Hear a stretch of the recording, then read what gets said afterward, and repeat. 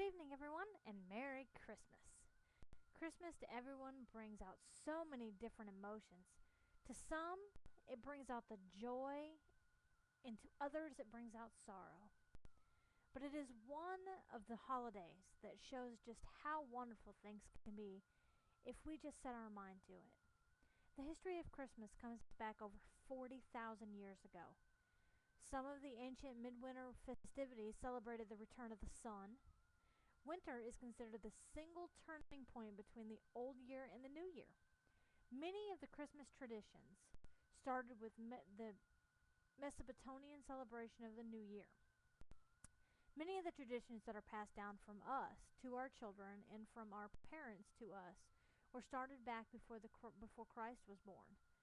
The 12 days of Christmas, the blazing fires, the Yule log, giving of the gifts, carnivals or parades, and people who travel from house to house singing Christmas carols.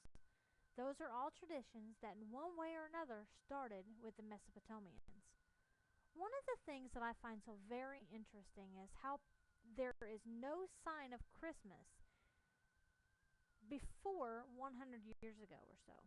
At that time, it was deemed illegal to have any type of Christmas celebration, and they even inflicted fines on those individuals who would try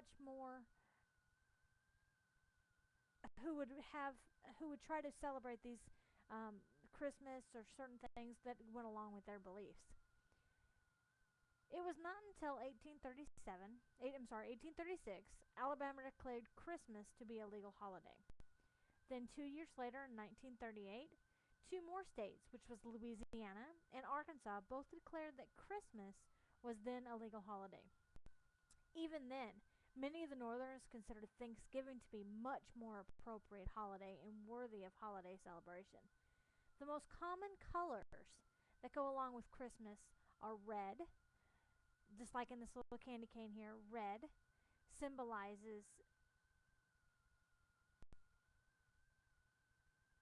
the blood loss or the bloodline of Jesus Christ. And then there is white that represents purity, like the virgin birth.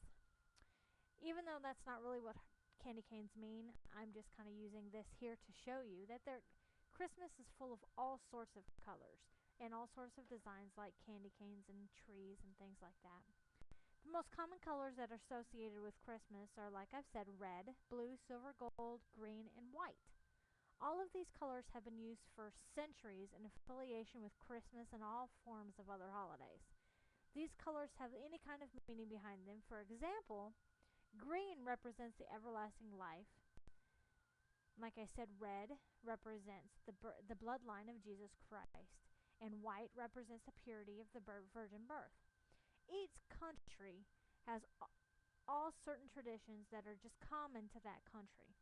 A good example of this would be families in China light their homes with paper lanterns. The Czechs serve a very large, delicious dinner of many different courses and many different items. And it does not matter if they have 2 people in their family or if they have 200 people in their family. They still set one empty place, and that empty place is for the Christ child himself.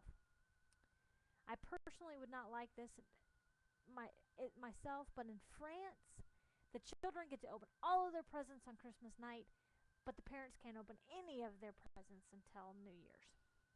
Finally, to bring all of this together for you, Christmas has such a history of warmth, love, peace, and just a simple time of family togetherness that even though some have the feeling of pain and sorrow, my hope for them is that they will feel the pleasure of the meaning behind Christmas.